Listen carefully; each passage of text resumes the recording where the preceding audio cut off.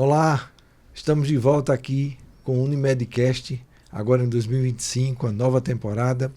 Estou aqui ao lado da minha amiga Jailma Barbosa para a gente dar seguimento a essa série de conversas que a gente tem aqui sobre diversos assuntos e esclarecer mais sobre saúde, sobre a Unimed e vários temas que a gente tem tratado aqui no nosso podcast. E aí, Jailma, conta as novas. Olá, doutor André, olá a todos vocês que sempre acompanham o nosso Unimedcast. Novidade é que hoje a gente vai ter uma conversa com especialistas para falar sobre os pilares do emagrecimento. Falar para você ver o emagrecimento de maneira saudável.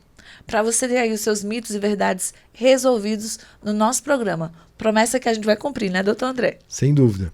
E para isso a gente tem aqui na nossa bancada Zé Carlos, ou Dr. José Carlos, como estávamos debatendo aqui, né? O Zé nome Carlos uma referência, já um idoso, gente, assim, né? Uma pessoa mais madura, doutor José Carlos Teotônio. Zé Carlos Vamos Teotônio, chamar de Zé Carlos, que é mais íntimo, né? Não tão idoso assim.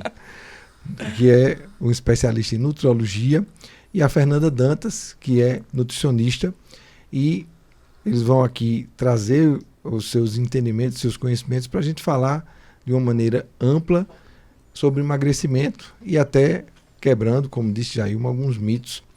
E eu queria que vocês dessem aí as suas boas-vindas para o nosso Unimedcast e quem está nos acompanhando. Olá, é um prazer estar aqui, né?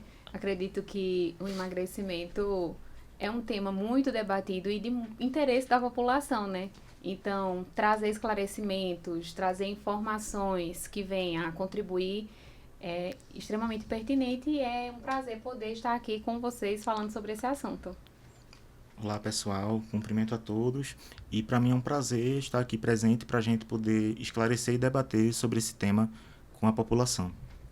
E a gente foi bem pertinente já em chamar um nutrólogo e uma nutricionista para a gente já fazer essa distinção de realidades e de como um está totalmente alinhado com o outro, né? E ainda, gente, por cima, um endocrinologista. Então a conversa promete. Coincidiu, né, doutor? É. Estava aqui, ossos do ofício. Aí a gente faz um balanço legal aí para que a gente possa trazer informações. E eu queria começar que a gente até fizesse um esclarecimento também, que muitas vezes as pessoas confundem a nutricionista como sendo médica. Muitas vezes as pessoas não sabem que a nutrologia é uma especialidade médica. E como é que vocês veem isso no dia a dia aí de vocês, essa certa confusão que a população faz? Ainda existe assim essa falta de entendimento por parte de muita gente, né? Mas nós somos membros de uma só equipe, né? Nós trabalhamos em sintonia, mas o nutricionista é um profissional da saúde que é uma outra graduação, e o médico fez a graduação em medicina. E o nutrólogo, ele é um médico especialista em nutrologia, que aí a gente faz uma prova de título ou uma residência médica nessa área. Exato.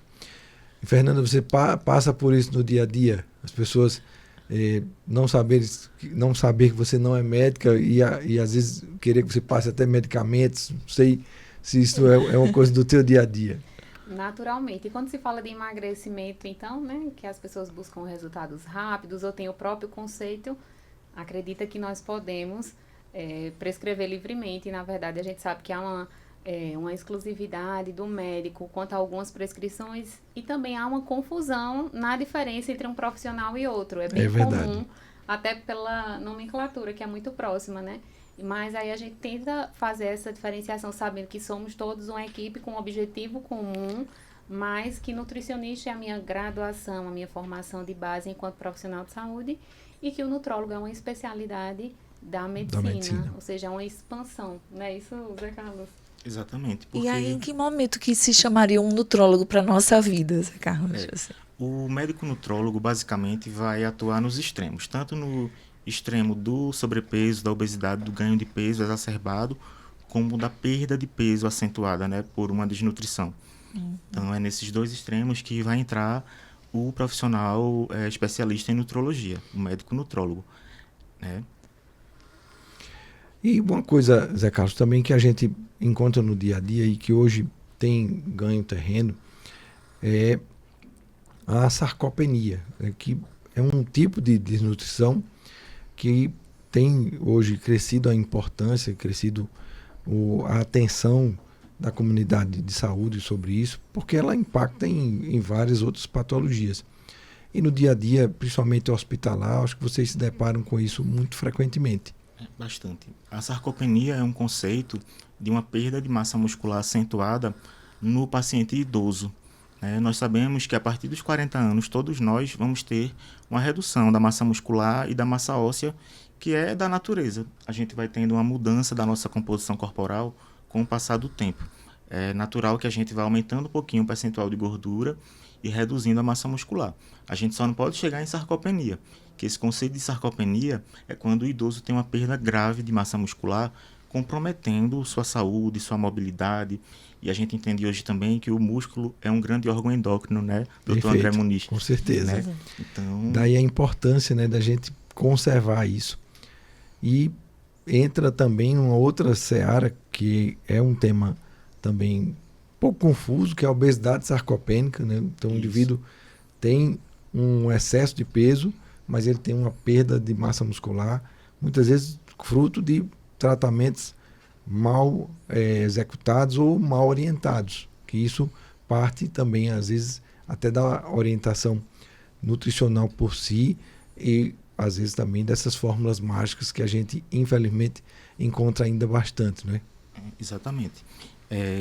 A gente vê a moda desses tratamentos para emagrecimento, quando, na verdade, o primeiro que a denominação está errada, né? O conceito correto seria tratamento anti-obesidade. Eu vou cuidar do meu paciente com obesidade ou eu vou tratar aquele paciente com sobrepeso para evitar que ele se torne um paciente com obesidade, tá? Mas a gente vê casos de pessoas com obesidade que entram em sarcopenia porque perdem muita massa muscular. Perfeito. Emagrecer saudável é emagrecer mantendo a massa muscular ou perdendo o mínimo possível. E aí é que entra o profissional da nutrição. Eu preciso, quando eu prescrevo uma droga anti-obesidade, cuidar do plano alimentar daquele meu paciente. Eu posso, como médico, fornecer algumas orientações alimentares, mas eu preciso contar com um nutricionista na minha equipe, tanto no ambulatório, no consultório, como no hospital também, né? Então, Fernanda, inclusive, eu queria que ela desse algumas dicas, né, de como a gente pode manter e preservar essa massa muscular, né, com algumas dicas na alimentação de um modo geral. Será que existem alguns suplementos, Fernanda? Quando a gente fala de suplementação, é onde entra a grande dúvida, né? De quem é a responsabilidade da prescrição, né? E aí, considerando exclusivo, primeiramente, que a via exclusiva, ou digamos assim, a via estrita que nós podemos prescrever é por via oral, então qualquer suplemento que fuja dessa via será de responsabilidade do médico fazer a prescrição. Mas sim, existem alguns suplementos, óbvio, mas eu acho que a gente tem que partir da base. Esse é o entendimento que a gente precisa buscar e resgatar nas pessoas, de que a base é a nutrição, é a alimentação, e que o que eu acho que tem impactado muito nesses resultados de obesidade com sarcopenia associada é justamente fugir do básico, é buscar os extremos. E aí o senhor falou... Os atalhos, né? Os atalhos. O senhor falou sobre uma orientação que pode não ter sido a ideal, mas muitas vezes o problema está na falta dela. Sim. Né? Tentar o emagrecimento por conta própria. Então, existe sim uma forma de, através da alimentação, preservar essa massa muscular, contanto que a pessoa também busque uma vida ativa o máximo possível, né? Tenha uma funcionalidade, e aí, através da alimentação, o que é mais básico da nossa alimentação, o que a natureza nos fornece. Então, se a gente pensar nesse contexto, o mais básico é o que é mais cultural da gente. Então, carboidratos complexos, quando a gente fala de carboidratos complexos, são aqueles completos, ricos em fibras. Então, raízes. Da cultura alimentar, dia, né? do nosso Nordeste, do nosso estado. Né? Proteínas de forma geral, e aí quando a gente fala de proteínas, a gente tem uma amplitude que também faz parte do nosso, da nossa cultura alimentar e do nosso dia a dia. Ovos, queijos, carnes diversas. A quantidade aqui vai variar porque existe algo que a gente fala muito e foca muito, que é a individualidade biológica de cada pessoa. Então, por isso a importância da orientação. O que é ideal para mim não necessariamente vai ser ideal para o outro. Então, existe uma alimentação que é básica e que vai surtir efeito, mas existe o que é ideal para cada um. Então, dependendo do objetivo, o ideal é que a gente busque essa orientação direcionada, individualizada, né? Até porque são contextos de vidas diferentes. Você levanta um gancho interessante, porque nesse aspecto, até Zé Carlos colocou, muitas vezes a gente, enquanto médico, a gente faz uma orientação geral, mas o plano alimentar, aquela entrevista para entender como é o dia a dia daquela pessoa, os gostos, né? E os mau gostos também, porque muitas vezes as pessoas têm um paladar infantil, então não se alimentam adequadamente.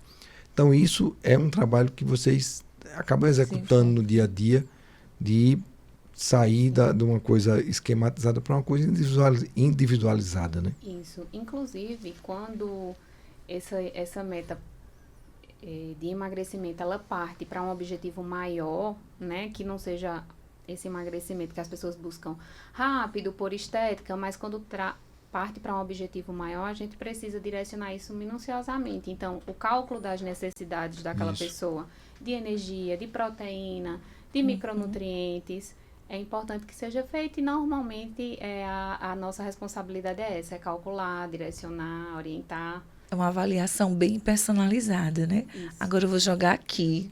Lá vem eu com minha fogueirinha. Vou jogar aqui algo que está muito em alta, né? As canetinhas. Que aí sempre vai pesar muito para o nutrólogo.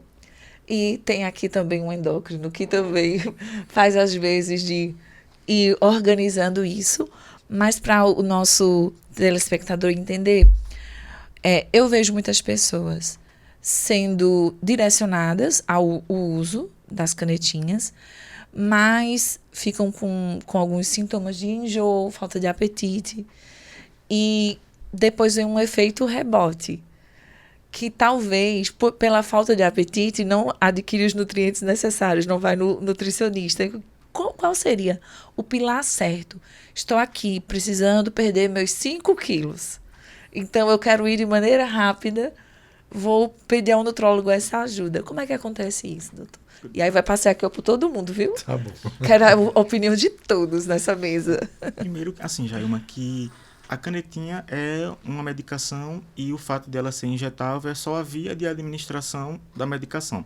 Elas são canetas subcutâneas, então são injeções que são diretamente realizadas na gordurinha embaixo da pele, né, no tecido subcutâneo que a gente chama.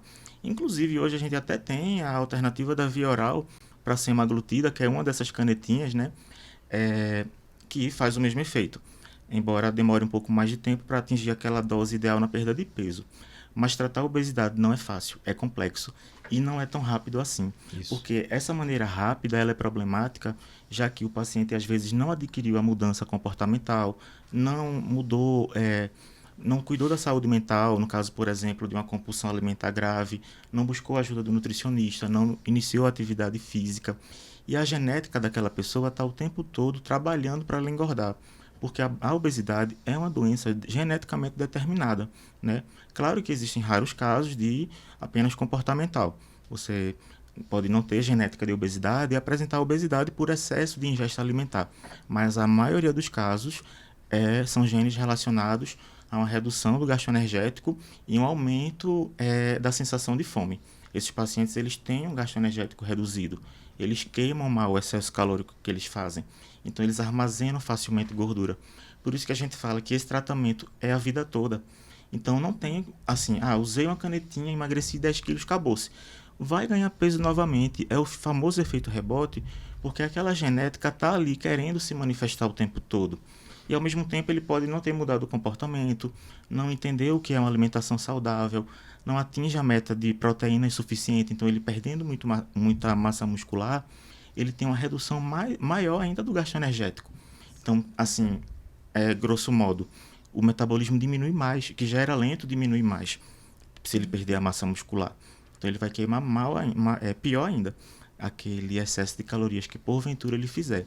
Então, assim, a gente, quando está fazendo um tratamento anti-obesidade, a gente tem que ter muito cuidado porque a gente não pode desnutrir aquele paciente, não pode deixar ele sendo um obeso sarcopênico, ou mesmo que ele saia da obesidade, que ele fique com índice de massa corporal normal, com um percentual de gordura baixo, ele não pode ter uma perda grave de massa óssea, de massa muscular, porque a gente está induzindo ele a sair da doença obesidade para entrar em outras doenças. E, na verdade, a base do tratamento anti-obesidade é proteger o nosso paciente, já que a obesidade aumenta o risco de vários tipos de cânceres, aumenta a mortalidade cardiovascular, porque aumenta a incidência de infarto, de AVC. Então, eu preciso proteger. Então, vai além da moda, né? Hoje a gente vê na internet pessoas sem responsabilidade fazendo qualquer tipo de serviço, de vendas, né? Porque isso pode ser tudo menos medicina. Né? Medicina é muito complexa. Medicina é o que todos nós vivenciamos hoje, que a gente acordou cedinho para visitar os nossos pacientes no hospital. Né? Isso é medicina, isso é o que a gente não coloca nas redes sociais. Né? Então, a internet, a gente tem que ter muito cuidado com tantas informações, né? Porque a gente vê de tudo. Vê coisas muito boas, compartilha conhecimento, né?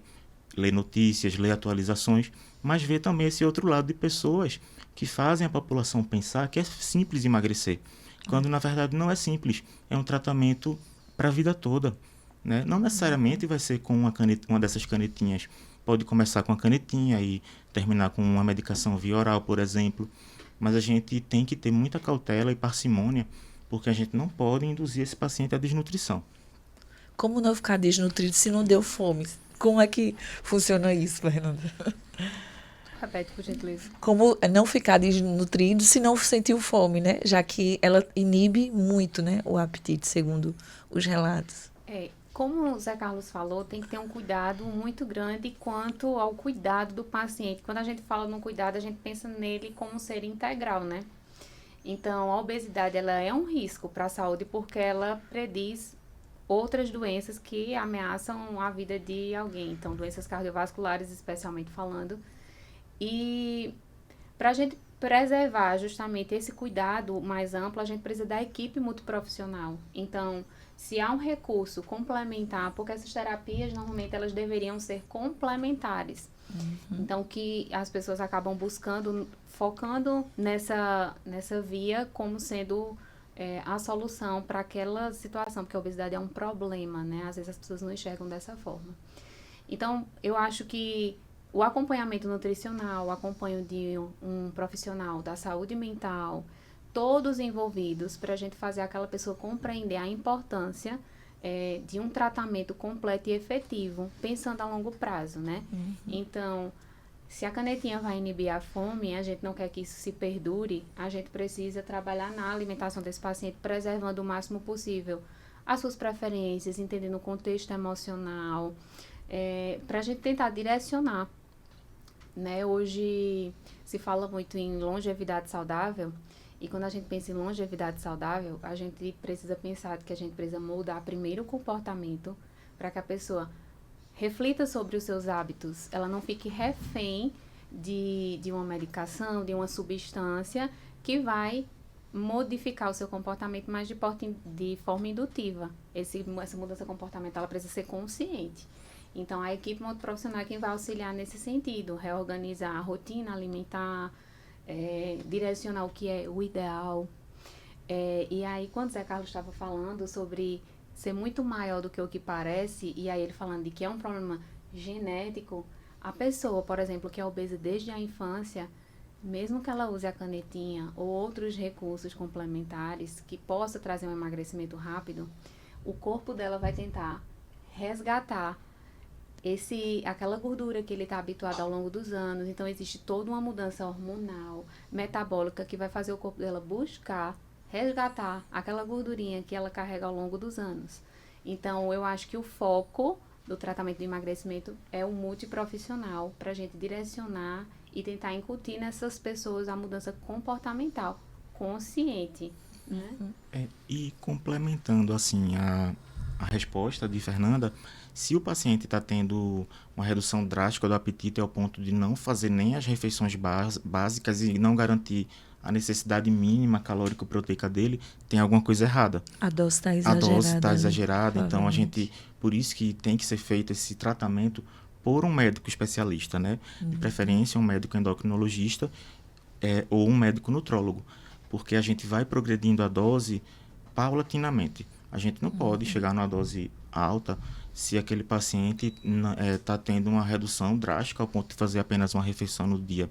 Como é que ele vai garantir o mínimo para as funções básicas do corpo dele, né? A manutenção da saúde muscular, da saúde óssea, da saúde endocrinológica dele. Eu já vi paciente até se orgulhando de não estar sentindo fome. Né? A redução do apetite é um efeito, não é um efeito colateral, é um efeito desejável dessas medicações injetáveis. Porque assim, Jailma, basicamente, as drogas anti-obesidade, todas agem fazendo um déficit calórico, porque a gente só emagrece através de um déficit calórico, né? Então, as canetas, elas inibem um pouco o apetite, e isso é esperado, né? Além de terem vários outros efeitos, né, no nosso corpo, essas medicações que são a semaglutida e a liraglutida e a tirzepatida, que provavelmente está chegando no Brasil esse ano, elas agem inibindo o apetite, mas elas vão para vários lugares do corpo fazer vários tipos de proteção diferentes, tá? Existe uma medicação, um comprimido, que é a associação da bupropiona com a naltrexona, que também age inibindo o apetite, tá? E tem outro comprimido, que é o Orlistat, que também é uma droga anti-obesidade, que não age inibindo o apetite. É o único que não age inibindo o apetite, ele desabsorve gordura. Então, ele atrapalha a absorção de cerca de 30% da gordura do prato, da dieta, tá? Então, a cautela com relação à dose de uma medicação que inibe o apetite, ela é primordial. De fato, vocês pontuaram muito bem o aspecto que a célula de gordura ela não morre. Então, à medida que você perdeu peso, a célula murchou, mas ela está sempre ali na espreita de um vacilo para que ela volte a acumular gordura. E esse processo, ela vai adaptando o corpo a gastar menos energia. Então, aquele déficit que inicialmente estava funcionando para você perder peso, ele para de funcionar. Então, nesse aspecto, é que o rápido nunca vai funcionar. O rápido para obesidade é sinônimo de dar errado.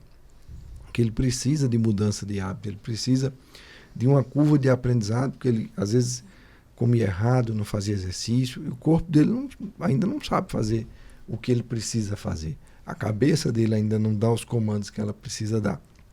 Então, aí essa abordagem de várias facetas da saúde, um psicólogo, um psiquiatra, um nutrólogo, um endócrino, um nutricionista, o educador físico, é fundamental.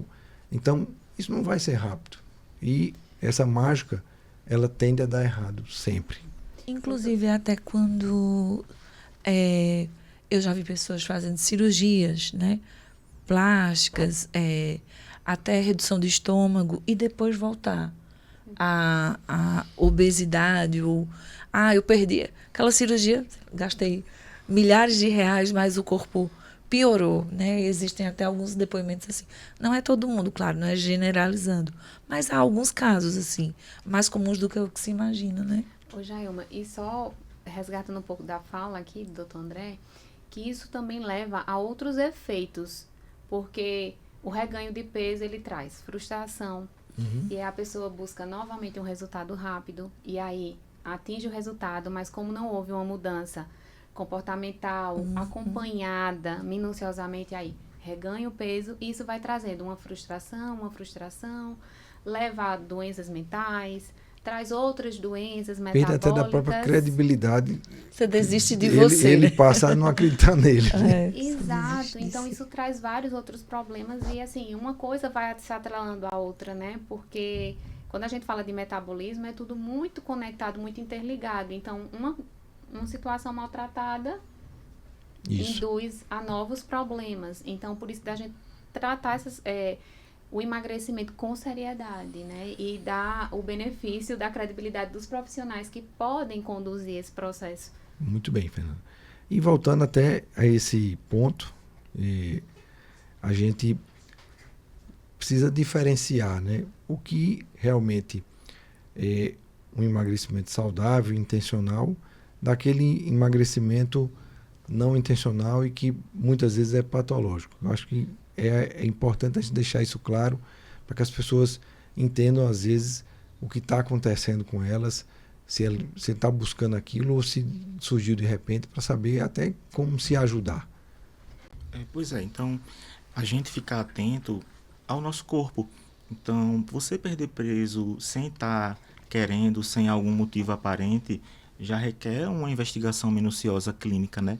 Então, procurar a ajuda do médico, porque uma coisa é eu emagrecer porque eu fiz uma dieta, eu organizei meu plano alimentar com minha nutricionista, ou aumentei a carga de atividade física. Então, esse emagrecimento é intencional. Outra coisa é eu estou na minha vida normal, sem ter mudado nenhum hábito, estou com os mesmos hábitos e eu começo a emagrecer. Eu estou comendo a mesma quantidade de comida, eu estou fazendo a mesma quantidade de treino e eu comecei a emagrecer drasticamente.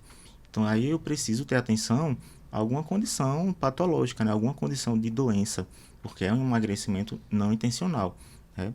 E aí isso é bem diferente do emagrecimento intencional, que é programado, né? E que não pode ser patológico, porque apesar de a gente, como a gente falou logo no começo, eu não posso fazer um tratamento anti-obesidade e induzir meu paciente a uma desnutrição. Eu preciso estar muito atento. Então, basicamente, a gente ficar atento a fazer um déficit calórico em torno de 500 a 1.000 quilocalorias por dia naquele paciente, monitorizando adequadamente. Porque muitas vezes ele é um paciente com obesidade, mas ele tem um grau de atividade física muito intenso. Então, se ele não comer o mínimo de calorias e proteínas, ele vai ter uma perda drástica de massa muscular. Porque ele precisa, mesmo ele tendo essa tendência genética à obesidade, ele precisa de muita energia para os treinos dele, para as atividades diárias dele. E não perder massa muscular. Senão não vai dar conta, né? A gente tem uma glamourização de alguns medicamentos, né? E é necessário deixar muito claro também que o profissional, ele vai exigir exames seus para poder fazer essa prescrição. Então, não é você simplesmente por conta própria saber que aquele medicamento te emagrece, chegar lá na farmácia porque você tem o dinheiro e adquirir, né? Esse é um fato bem preocupante, até porque essas medicações, boa parte delas é de livre acesso. Infelizmente, são medicações que você pode chegar na farmácia e comprar, sem a menor ideia de como usar, ou então buscando informações em locais bem equivocados, que usa tem como o amigo usa, tem né? muito na internet, mas às vezes não é nenhum amigo, é um youtuber da vida que está lá fazendo o seu merchan sem nem ter ideia do que ele está falando. Está replicando, às vezes, algo que alguém escreveu, não tem vivência sobre aquilo.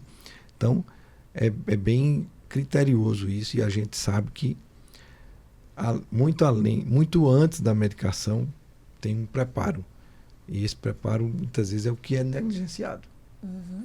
As pessoas querem pular a etapa do saber se está doente, né? Saber, eu estou emagrecendo, será que eu estou doente? Eu tenho uma doença que está me consumindo?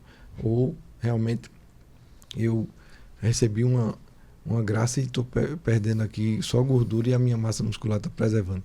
Então é importante que tenha essa noção e busque o caminho correto, né? E entender assim os riscos das medicações anti-obesidade. Por exemplo, nenhuma mulher gestante pode fazer um tratamento anti-obesidade. Isso. Né? Nenhum paciente com doença inflamatória intestinal em atividade vai poder usar uma droga anti-obesidade. Né? Nenhum paciente oncológico vai poder estar sendo induzido ao emagrecimento. Então a gente precisa ter cautela, né? E por isso é que o médico precisa prescrever essas medicações. Porque não é só emagrecer por emagrecer, porque eu quero emagrecer. Será que eu posso emagrecer? Será que eu posso usar uma medicação que inibe o meu apetite nesse momento da minha vida, né? E a obesidade ela é tão complexa, e voltando para aquela questão da cirurgia bariátrica, que eu faço a cirurgia bariátrica, perco peso, mas meu corpo faz tudo para reganhar aquele peso perdido. Então a gente tem uma recidiva da obesidade em grande parte dos pacientes pós-cirurgia bariátrica, né? Isso só comprova a complexidade da genética da obesidade. Eu conheço, sim, pessoas que estão enfrentando esse dilema e é muito desafiador para ela, assim. Mas no sentido de perdi, fiz a cirurgia, mas a mente não acompanhou. Essa constatação, muitas vezes ela já aconteceu antes. Eu já recebi pacientes no consultório para fazer um laudo indicando a cirurgia bariátrica, que eu cheguei e disse, olha, eu não considero você apto a fazer. Você não tem um preparo psicológico ainda para isso. Mas aí, se fosse pela questão de medidas, o paciente precisaria de peso. Veja. Pelo peso, a sim, indicação pela da mente, cirurgia, ela não é a ditadura do IMC. Inclusive agora, com a mudança da definição de obesidade, a gente vai ter que remontar a indicação da cirurgia bariátrica. Inclusive agora, com a chegada dessas novas medicações, nós vamos ter que separar o joio do trigo. Quem é que realmente tem que se operar? Porque quando você coloca obesidade mórbida, porque o risco de morrer daqueles agravos causados pela obesidade é elevadíssimo. Então, esse é o paciente que talvez a cirurgia precise ser feita para ele. Mas tem uma gama enorme de pacientes que não está nesse patamar que vão precisar ser tratados também. E muitas vezes a cirurgia não é para eles. Entendi. O que a gente viveu também um tempo foi moda. Era o caminho mais fácil, era o atalho. Então, essa busca por um corpo ideal, por um corpo saudável e por emagrecer, ela passa por alguns percalços de modas. A moda da cirurgia bariátrica um tempo atrás, agora a moda das canetinhas, daqui a pouco vão vir outras coisas. O chip da beleza ainda rodou aí um tempinho, ainda bem Hoje que a Anvisa... amenizou, né? Ninguém fala que a mais Anvisa sobre, né? botou o pé na porta, né? Doutor, e com relação à cirurgia bariátrica, que uma das principais hoje é com a técnica desabsortiva, né? E aí isso traz um agravo para a saúde por conta que eu... Traduz pra gente. Vamos até tecla SAP.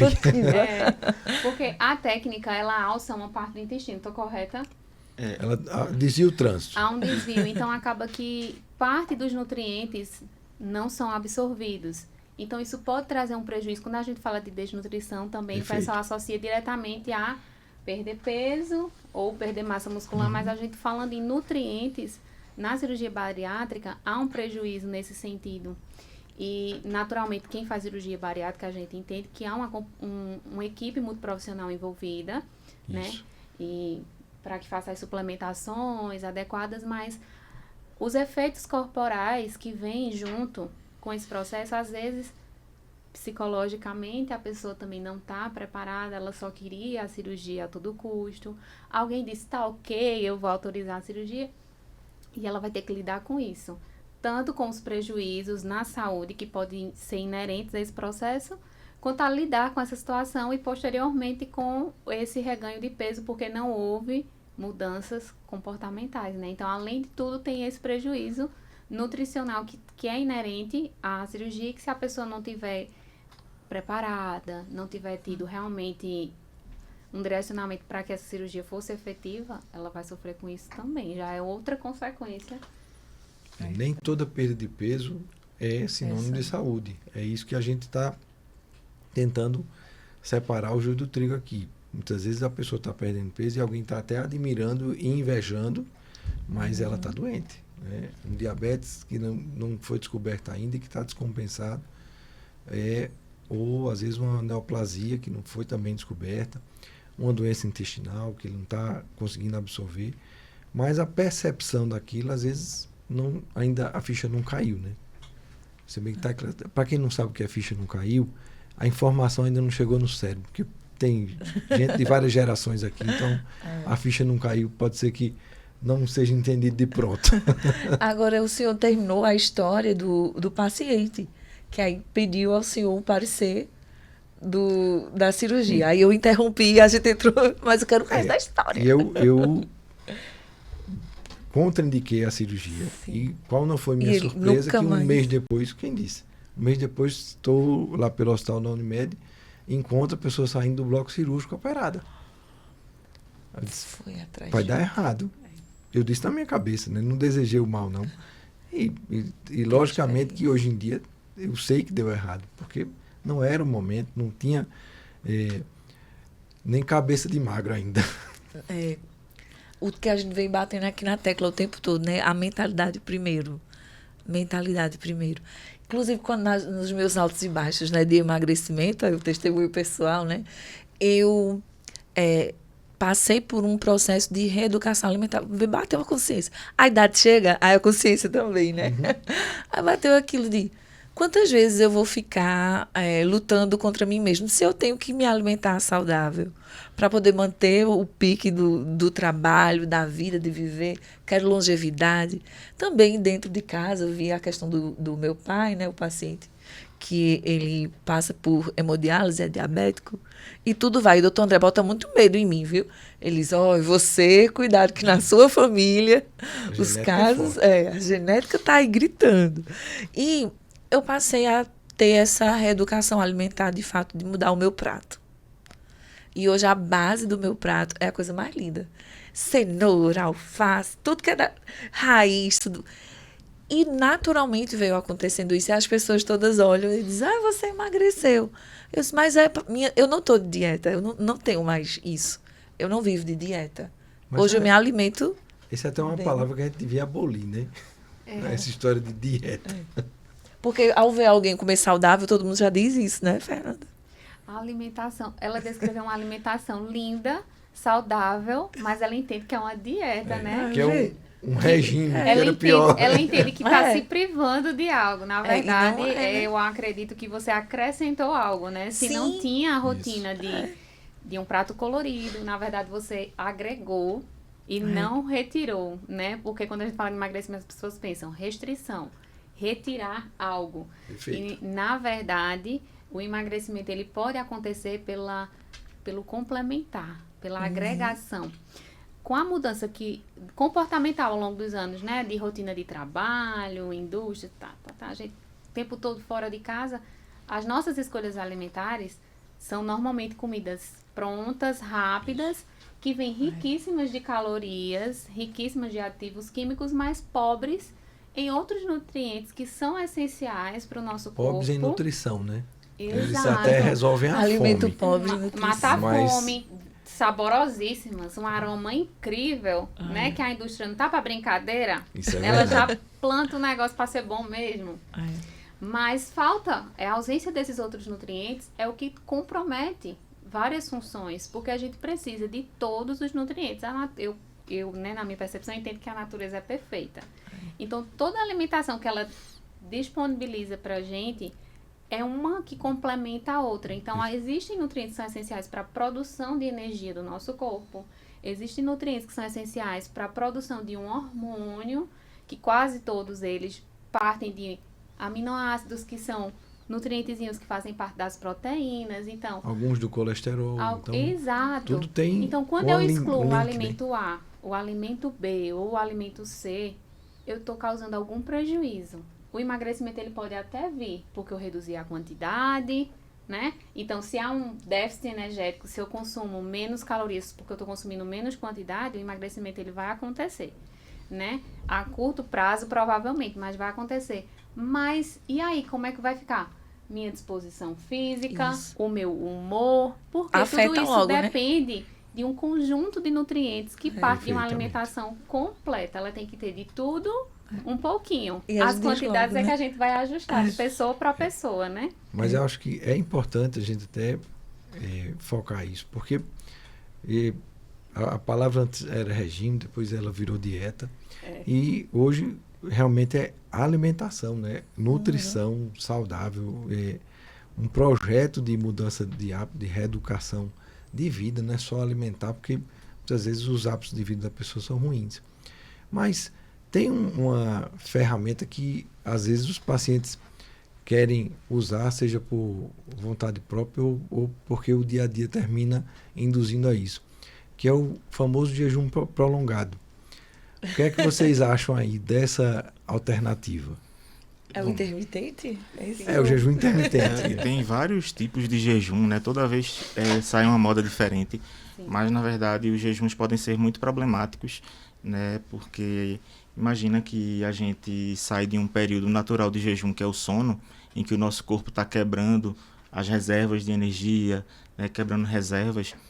E aí a gente prolonga esse estado de jejum, prolongando quebras, por exemplo, até de massa muscular. Né?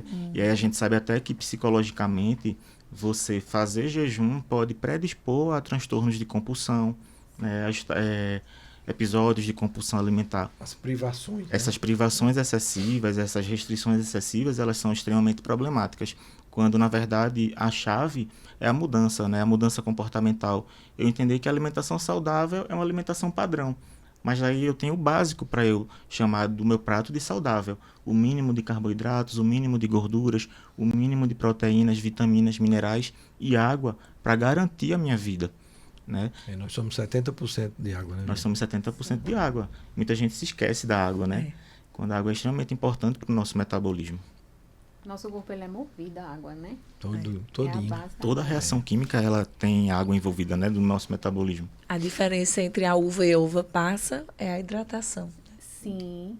Então, Entre outras. Né? exatamente. Entre outras. Veja, às a vezes tá pele lá passa muito por isso. às vezes tá lá no cardápio alimentar um monte de fruta desidratada, podendo o indivíduo ter o prazer de saborear a fruta robusta, rica em água, Isso. né? E falando do jejum, né? Isso que Zé Carlos falou é muito forte. Existem vários, né? Vai ter gente que diz assim, eu faço de 12, que não dá em nada, porque 12 horas a gente já fica de jejum. Aí o outro diz assim, não, eu faço de 18, eu faço de 16, eu faço de 24. Mas o nosso corpo, ele foi programado para funcionar dentro de um esquema que ele já se organiza naturalmente. Durante o dia, durante a noite, qual hormônio é produzido em qual horário. Muito então, perfeita, né? quando eu adoto determinadas dietas da moda, protocolos, vamos falar assim, protocolos, que a palavra é protocolo. Agora é protocolo. Me atualizei. É brega. Quando eu adoto alguns protocolos, o emagrecimento ele vai acontecer. Por quê? Porque eu estou privando o meu corpo de algo. Então, às vezes ele é mascarado por uma perda muscular, porque ele não foi programado da maneira correta, né? Porque emagrecimento é para ser perda de gordura. Mas às vezes eu adoto uma estratégia ou outra e eu perco outras coisas. Perco massa muscular e perco outras coisas. Por exemplo, eu altero o ciclo do meu dia, o ciclo circadiano que a gente fala, né? Isso vai me gerar o quê? Um estresse, eu modifico a concentração de um hormônio que era para estar menos concentrado em um horário ou mais em outro, e aí eu desenvolvo uma compulsão alimentar. Então, assim, se quiser adotar algum desses protocolos, que não faça isso por conta própria, ao menos busque um profissional que possa direcionar como vai ser feito, por quanto tempo vai ser feito, né? E que alimentação base vai estar envolvida. Porque independente dessas dietas, seja ela low carb, jejum intermitente, dieta cetogênica, precisa-se de um plano alimentar envolvido para garantir o mínimo que é a nutrição básica. E muitas vezes são ferramentas interessantes que, na hora certa, né, a gente pode lançar mão para que você tenha, às vezes, uma compensação metabólica e tal. Mas é dentro de um planejamento, com começo, meio e fim. Aí realmente é dieta. Porque tem começo, meio e fim. Né, doutor? Assim, você ir buscar um profissional é importante para você saber se é ideal para você. Isso. Às vezes eu tenho um problema instalado. Eu vou falar por mim. Eu tenho enxaqueca crônica. Então, vários desses protocolos não é legal para quem tem enxaqueca. Por quê? Porque acaba desencadeando mais dores. As dores acontecem mais frequentes, mais gatilhos. Isso vai impactar logo mais na perda do resultado. Por quê? Porque eu vou tender a fugir daquilo que está desconfortável para mim. Então, eu vou chutar o balde, eu vou voltar a comer tudo que eu quero de novo, para ficar tranquila, para ficar feliz. E vários problemas vão gerando. Então, você buscar um profissional para saber o que é restrito para você, o que é contraindicado para você, como o senhor contraindicou a cirurgia para aquela pessoa em questão, é importante. Não quer dizer que não sejam... que não funcionem esses protocolos. A gente não está condenando, mas é que há uma individualidade. Ele funciona para mim, né? A anamnese, que é muito, que é fundamental, né? Que é uma prática, infelizmente, comum. Quando o paciente fica se comparando a outro, ao amigo, à vizinha, eu peço para ele olhar simplesmente para a mão dele e ver que tem 5 dedos que nenhum deles é igual. E todos eles são dedos, né? Então ninguém, mesmo os gêmeos univitelinos ainda podem responder diferente a determinado estímulo alimentar ou de exercício. Essa máquina é muito complexa, mas eu acho que a gente precisa Nós estamos indo aqui para os minutos finais do nosso papo, porque quando a conversa é boa, o tempo passa rápido. Mas eu acho que é fundamental deixar claro que para que a saúde seja restabelecida, existe uma programação. A programação passa por uma entrevista médica, por um time que vai dar o suporte coordenado. E isso a gente precisa mostrar que as pessoas não têm um caminho fácil para isso. Eu acho que a nossa missão aqui hoje é mostrar que esse caminho é necessário, mas ele tem steps, é uma escadinha, e eu acho que cada um precisa passar por aquela escada que ele necessita. Às vezes você precisa de uma escada só de 2 degraus, mas outro precisa de uma escada de 10, que cada um vai se adaptar. Aí somos bombardeados, né, com muita informação ou muitos aplicativos. A indústria, gente, vai te oferecer um monte de aplicativo. Porque você vai baixar ali, você está vendo um dia, está aparecendo muito, né, de jejum intermitente, por exemplo, no meu Explorar. Dizendo, da sua idade, aí existe uma calculadora que faz o cálculo de quanto tempo você vai ficar sem se alimentar. É muita mágica. Viu? Então assim, esse é só porque ao baixar o aplicativo eu vou consumir mais um pouco, vou dar dinheiro a essa indústria. Então, tem tantos detalhes por trás daquilo que está tão fácil entregue para você, que são pegadinhas, né? Que está envolvendo a sua vida, sua disposição de viver, sua energia.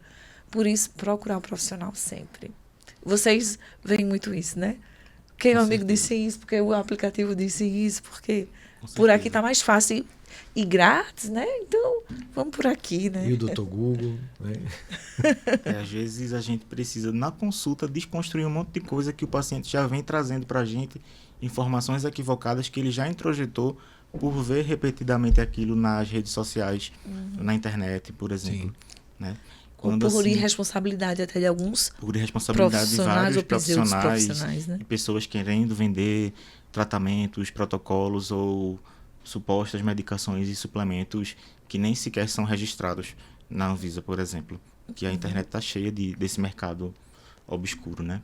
O doutor já está querendo expulsar a gente mesmo, então, né? Não. Agradecer, né, doutor? Não estou querendo expulsar, não. É para a gente não perder o foco de deixar a mensagem clara. Para que quem assista essa nossa conversa tenha os conceitos firmados. Porque isso é o nosso trabalho, né, Fernanda? Sim. É implementar conceitos nas cabeças das pessoas. A gente faz uma educação. Isso. E uma coisa que eu falo muito nas consultas para o paciente, para a família, no âmbito hospitalar também, é que quando a gente fala não é reeducar, é educar mesmo. É dar conhecimento. Quando a gente dá conhecimento à pessoa, explica como funciona, a importância, a gente dá para ela autonomia também. Empodera, né?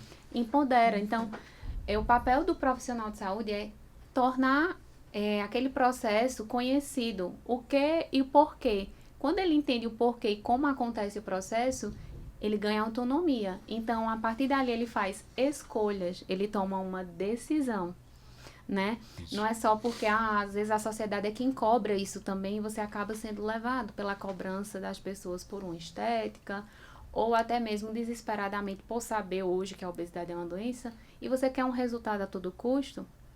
Mas eu acho que o papel da equipe é justamente criar um entendimento e dar autonomia dessas pessoas para que as escolhas sejam conscientes. Então, eu escolho, né, Jailma? Como Jailma escolheu, eu escolho um prato mais saudável, mais completo, e eu sou uma pessoa magra, mais saudável e feliz. Perfeito. Né? E você se observar, você conhecer o seu corpo. Eu só passei a observar meu prato, minha alimentação, minha vida, minha rotina de vida, os horários que eu funciono melhor depois de passar por uma anamnese no nutricionista, que foi entender, você gosta de comer o quê? Eu como tudo. Mas o que é tudo? Né? O que é que você realmente gosta? O que você não gosta? O que vai funcionar com o seu corpo? Dia desses eu tava, meu Deus, toda vez que eu como cebola eu sinto sono.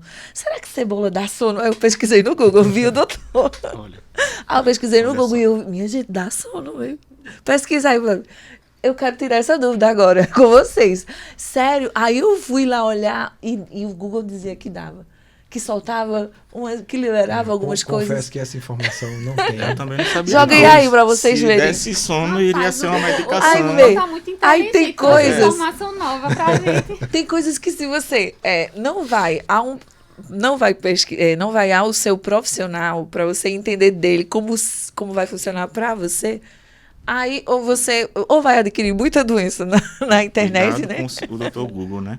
Ou Porque, vai assim, por ele é ele, né? esperto, mas ele induz ao erro também. É, né? o que a gente tem hoje, na verdade, um grande acesso a informações. Um acesso ilimitado, às vezes. Agora, o que transformar aquela informação num conteúdo que você possa aproveitar no seu dia a dia, aí é que está realmente o X da questão. Muitas vezes aquilo vai atrapalhar muito mais do que trazer um benefício. É isso, por isso Isso se que, consultem, gente. Existem as profissões regulamentadas justamente por isso. Né? O nutricionista ele está habilitado para fazer o plano alimentar. Os médicos eles estão habilitados para fornecer uma consulta médica e para medicar o paciente, para prescrever uma medicação. Então, se cebola desse sono, os psiquiatras prescreveriam comer cebola como tratamento da insônia. Para dormir. Né? Para dormir. Até tirar É mais da verdade. medicação, né? Então, a gente conseguiria tirar grande parte da medicação. Não, Então, A gente acredita na natureza. viu, Dr. Jaime? Google disse Mas isso, então, a gente não olha, pode cebola- extrapolar. Exatamente. Cuidado, Jaima, com o Dr. Google. Ele vai Olhe. entregar uma peça em você. Cebola é saudável, vamos comer cebola por outras coisas. Tem por outros vários motivos. antioxidantes, etc. Exatamente. Gente, nosso papo foi muito bom. Eu espero que a gente possa replicar em outro momento, mas queria que vocês fizessem as considerações finais para que a gente possa encerrar esse episódio, que foi muito legal, né, Jaime? Muito. Foi massa. Eu sempre faço umas consultas aqui, né? Eu Eu só que ligado mais na sua, aproveito. eu tô ligado, Traz umas polêmicas. Eu tô quase achando que Jailma que planejou o tema. Sim, é Será? a função dela. Eita, Jailma, então foi proposital. Foi proposital, mas principalmente para ouvir de vocês, grandes profissionais, que a gente tem a honra de ter na Unimed Caruaru, que cuidam de tantas vidas e que a gente também passa isso para o nosso público, como temos grandes profissionais cuidando dos nossos clientes, né? E vocês deram aqui um grande show, né? Rende Cortes o programa inteiro hoje, Com né? certeza. Que alegria tê-los. Muito obrigada pela presença de cada um Para aqui. mim é uma honra participar, né? Ser médico cooperado da Unimed Caruaru, atuando tanto no centro médico, no ambulatório, como no hospital. E aí, para todos vocês aí de casa, a dica que a gente quer dar, que eu quero dar, é durmam bem, durmam melhor. Procurem a ajuda de um profissional caso tenham algum distúrbio do sono, né? Se alimentem saudável, tenham um prato colorido, né? Façam atividade física, se movimentem, façam musculação com um profissional de educação física supervisionando e busquem ajuda médica, porque se for necessário utilizar uma medicação anti-obesidade, não tenham preconceito em utilizar, mas utilizar de modo sábio, né? E também com um acompanhamento nutricional. Queria Perfeito. dizer que é uma honra também, né? É um prazer estar entre pessoas tão conceituadas, né? Que tem tanto a dividir comigo. Eu me sinto até pequenininha aqui. Você foi gigante. E queria deixar essa mensagem também. Ressignifiquem a alimentação. Eu acho que a alimentação ela é a base da nossa vida. E tem algo que a gente fala muito hoje também, que é o comer consciente. Então, preparar um ambiente legal, se reunir com pessoas agradáveis, saborear a alimentação. Acreditem, isso traz emagrecimento também. Com certeza. Contando com uma alimentação equilibrada, completa. E a mensagem que nós trouxemos hoje não é que nós estamos condenando o emagrecimento. Na verdade, nós estamos tentando dizer que ele precisa ser feito da maneira segura, porque o primordial é a saúde e o bem-estar. Né? Então, Perfeito. muito obrigada por esse A espaço. devolver o bem-estar à pessoa, né? Sim. Esse é o foco. Sim. E aí, Muito sentiram como vai ser essa temporada? Temporada promete, gente. Então, aguardem. Nós teremos mais episódios, mais gente boa aqui trazendo conceitos novos, dicas importantes para que vocês possam ter cada vez mais saúde, porque esse é o jeito de cuidar da Unimed. Unimed Caruaru, nosso jeito de cuidar é trazer o melhor para você. Obrigada, doutor André. Eu que obrigada aos agradeço nossos a convidados. presença de vocês. Muito obrigada. Forte Obrigada abraço. a Abraço. vocês que sempre estão conosco, maratonando nossos episódios. A gente se encontra no próximo.